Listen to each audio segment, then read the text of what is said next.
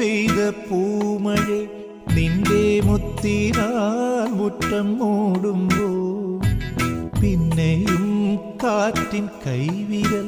അല്ലി മുല്ലയെ തൊട്ടുപാടുമ്പോ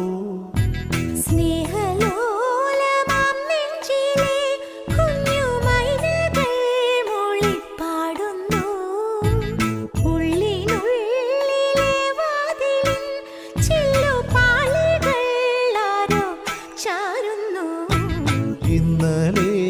നിറസന്ധ്യയിൽ വിണ്ണിൽ ശാരദേന്ദുവായി പൂത്തു നീ ശാരദേ